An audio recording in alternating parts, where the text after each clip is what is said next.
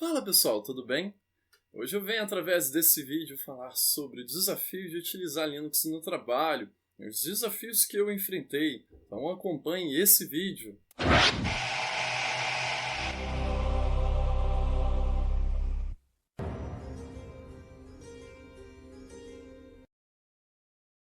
Para me tornar produtivo com Linux, chegar a ter o blog, chegar a ter esse canal, inclusive utilizar Linux no escritório, nos computadores que eu utilizo em empresas, primeiro eu tive que me adaptar.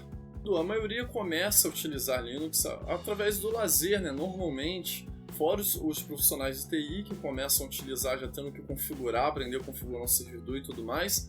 Eu tenho a impressão que muitos começam a testar na sua casa para assistir Netflix, ouvir música, assistir vídeos no YouTube, jogar, entre outros. Existem aqueles que já utilizam sistemas Pinguim sem ter a ciência disso, pois carregam um sistema Android no seu smartphone e não têm ciência que o mesmo utiliza um kernel Linux. Na verdade, poucos sabem do que se trata um kernel. O kernel é como se fosse o motor de um sistema.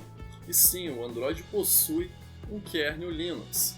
Bom, apesar de eu ter essa impressão que muitos começam a utilizar Linux primeiro para experimentar no lazer, ou ainda que eles experimentem na faculdade ou no trabalho, será em casa que eles vão ter a liberdade, que o usuário tem a liberdade de pegar, experimentar um pouco mais a fundo e se tornar, digamos que, mais íntimo com o sistema. Contudo, no meu caso, a experiência com sistemas Linux veio de uma outra forma. Em casa, eu já utilizava o SX, o sistema da Apple, pois eu possuía um MacBook. Eu já não gostava do Windows. Porém, no trabalho eu precisava utilizar o Windows. Contudo, em uma empresa que eu fui trabalhar, eu tive uma liberdade maior de poder configurar o sistema operacional da minha máquina. Foi então que eu busquei fazer um dual boot entre o OS X e o Windows, na época o Windows 7. E então eu descobri que se tratava de um Hackintosh, e não é ilegal você fazer um Hackintosh desde que você tenha adquirido um CD da Apple, com o sistema da Apple, ou você tenha adquirido o sistema na App Store, tenha comprado na época que ele era pago. Contudo, a Apple tem políticas para impedir ou dificultar que você venha executar o sistema dela em outros computadores, até porque a alegação dela é que, como ela faz o software e o hardware, esses dois juntos fazem um casamento perfeito. E então ela tem esse discurso. Contudo, você pode tentar criar um Hackintosh, não quer dizer que terá a mesma experiência de um Mac, uns dizem que sim, outros dizem que não. Porém, eu não consegui criar o meu Hackintosh, o meu dual boot entre o Windows e o OS X. Sendo que eu cheguei a diversos tutoriais que explicavam como fazer um dual boot entre Windows e Linux. Então eu comecei a pesquisar e cheguei até o Ubuntu.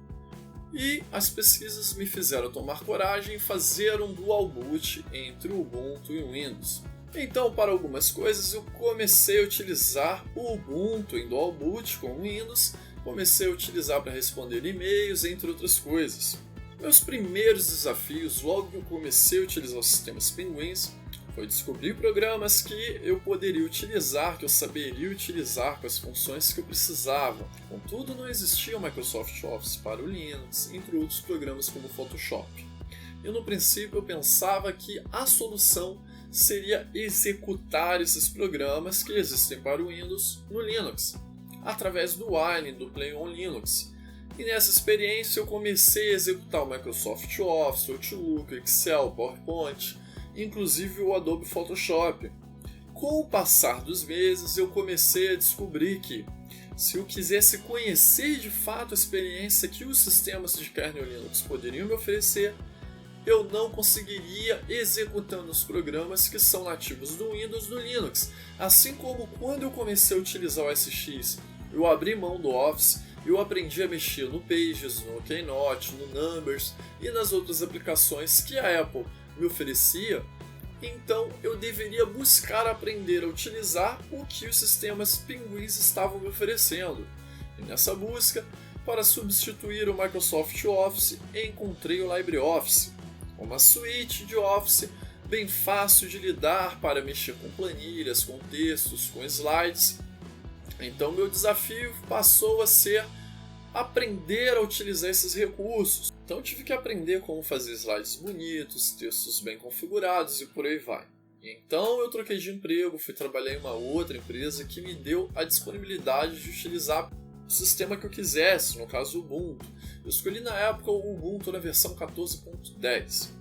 E o meu próximo desafio era: essas pessoas me enviavam planilhas que eu precisava alimentar com algumas informações, e elas precisavam alimentar com outras informações. E quando eu abria essas planilhas com o LibreOffice e salvava as informações que eu havia digitado e enviava para elas novamente, os arquivos ficavam desconfigurados. Se eu não tivesse um backup desses arquivos, eu estava perdido. Foi nesse momento que, fazendo algumas pesquisas, encontrei o WPS Office e descobri que ele se tornava uma boa alternativa para você lidar com planilhas que você precisasse compartilhar com pessoas que utilizam sistemas Windows. Para uma solução ao cliente Gmail Outlook, a princípio eu comecei a utilizar o Thunderbird, porém eu achei ele com pouquíssimos recursos. E pesquisando mais a fundo eu encontrei o Evolution, uma ferramenta que permite você se organizar por calendários, por rótulos de mensagens, mensagens importantes, menos importantes. Inclusive, ele permite que você faça um backup ele gera um arquivo .gz para que você venha restaurar ele em outro sistema que esteja com Evolution. Ele já vai puxar todas as configurações, todos os e-mails que você possui, bastando apenas que você venha inserir a sua senha. Na busca por edições de imagens mais simples, a princípio eu encontrei o Shoptune, um programa simples, permite recorte. Porém, com o passar do tempo eu conheci o Gthumb, que acabou se tornando um programa essencial, pois ele entrega o básico de uma maneira bem mais fácil. Ele permite que você venha fazer recortes, que você tire olhos vermelhos, que você mude a proporção, faça espelhamento das imagens, entre outras funções. Inclusive, recentemente eu fiz um vídeo aqui no canal falando sobre esse programa, o Gthumb. Para edições de imagens melhores, trabalhadas e por aí vai, logo que eu cheguei, comecei a pesquisar e conheci o GIMP, que era o grande substituto do Photoshop. Porém, o projeto Krita passou por uma crise, pois ele se situa na Holanda e ele caiu numa malha fiscal.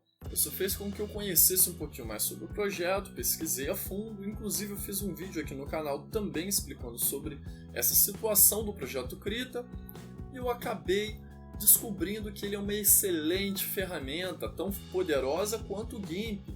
Inclusive, muitos alegam que ele apenas se trata de uma ferramenta para pintura digital, porém, eu consigo fazer todas as thumbs do canal e as imagens que eu preciso editar para o blog no Krita. Então, se você quiser conhecer um pouquinho mais sobre o Krita, vale a pena conhecer essa ferramenta poderosíssima. Inclusive, ele está disponível tanto no OS X, como no Windows, no BSD e no Linux. Para edições de PDF, a princípio eu conheci o Pinta, que ele é um programa muito semelhante ao Paint, e as pessoas acabam utilizando quando precisam fazer uma alteração bem simples num arquivo de PDF.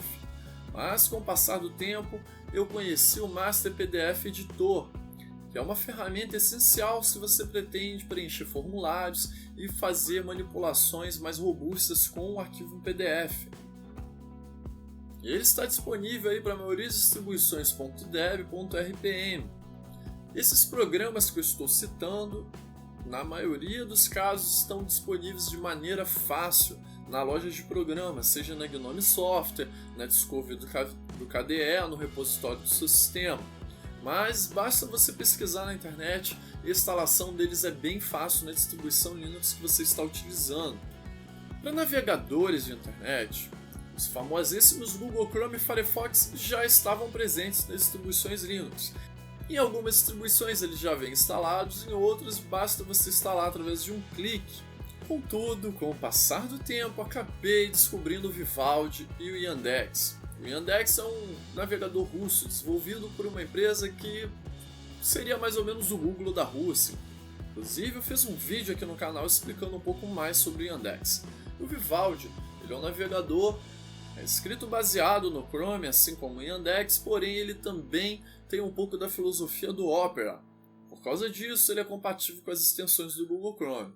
Ele acabou se tornando meu navegador favorito, pois ele traz uma proposta diferente do que a maioria dos navegadores estão acostumados a mostrar e apresentar. Se você quiser, eu tenho alguns vídeos aqui no canal, basta você pesquisar sobre o navegador Vivaldi, vocês vão conhecer um pouquinho mais sobre esse navegador, que eu tenho gostado muito dele. Outro recurso que eu precisei para me tornar mais produtivo com sistemas Penguins foi que, para utilizar o Linux no trabalho, eu precisava acessar remotamente o servidor da empresa, que é o Windows, pois nele estava o relógio de ponto e outras informações que eu precisava acessar. O primeiro cliente de acesso remoto que eu ouvi falar pesquisando mais a fundo foi o RDesktop. Note, não estou falando de uma aplicação tipo TeamViewer, estou falando de uma aplicação que lhe dê um acesso sem que outra pessoa tenha que digitar um código do outro lado. Pesquisando mais a fundo, descobri o Remina Desktop, uma aplicação que permite que você acesse o seu servidor Windows contendo os programas que você precisa, sem que você precise instalar um dual boot com Windows, entre outros. Para edição de vídeos, acabei encontrando o Kdenlive, uma ferramenta poderosa e bem fácil de aprender, tendo aí diversos tutoriais na internet mostrando como utilizar o Kdenlive. Também ouvi falar no Blender, que é um canivete suíço, um programa poderosíssimo com diversos recursos, e o Lightworks, que acaba sendo o editor de vídeos utilizado em Hollywood. Ele também possui uma versão free, mas nessa versão free ele sobe vídeos apenas em 720p. Quanto às interfaces gráficas, quando eu cheguei no Linux eu descobri o Unity com aquele dock na parte lateral, que era algo bem diferente do que eu já conhecia até o momento, pois eu estava acostumado com o dock inferior do macOS. Mas com o decorrer do tempo, a interface que me tornou mais produtivo foi o GNOME Shell, com essa facilidade de espalhamento de janelas e distribuição dos arquivos nas diversas áreas de trabalho, então achei a navegação bem mais simples. O que me entrega uma experiência semelhante ao GNOME Shell acaba sendo o Cinnamon, que também é baseado no GNOME Shell, e vale a pena você pesquisar um pouco mais a fundo. Ultimamente tenho utilizado também o KDE bastante no Debian, porém a interface GNOME e a interface Cinnamon me chamam muita atenção. Todas as vezes que eu fazia uma entrevista de emprego na minha sala, o candidato acabava olhando meu desktop e fazia perguntas sobre que sistema era esse, pois nunca tinha visto. Inclusive, alguns que já haviam trabalhado fazendo alguns bicos na área de TI ficavam surpresos e me faziam perguntas. Acabava sendo uma forma de evangelização do Linux que eu fazia. Muitos acabaram falando que iriam pesquisar por conta própria, pois eu não mostrava, não oferecia para eles. Eles começavam a fazer perguntas e eu achava interessante. E ali eu vi quanto muitas pessoas não tinham informações sobre sistemas Linux, sobre quanto são seguros, quanto são bonitos, fáceis de usar. Você não precisa ficar formatando os sistemas Linux de 6 em 6 meses, entre outras características. Bom pessoal, meu grande desafio para utilizar sistemas Linux foi encontrar aplicações que me tornassem tão produtivo quanto com o OS X e com o Windows.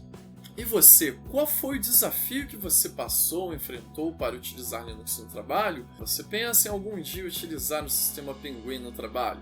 Se você não é inscrito nesse canal, se inscreva, dê um joinha nesse vídeo, aproveite e nos acompanhe no Padrim, pois nós estamos no Padrim e é o investimento que você faz contribuindo que esse canal continue fazendo cada vez mais vídeos e falando sobre sistemas Linux. Aproveite e compartilhe esse vídeo, pois a partir disso, algum conhecido ou colega seu pode ter a curiosidade de conhecer os sistemas Linux e acaba fazendo um download para fazer testes. E até a próxima!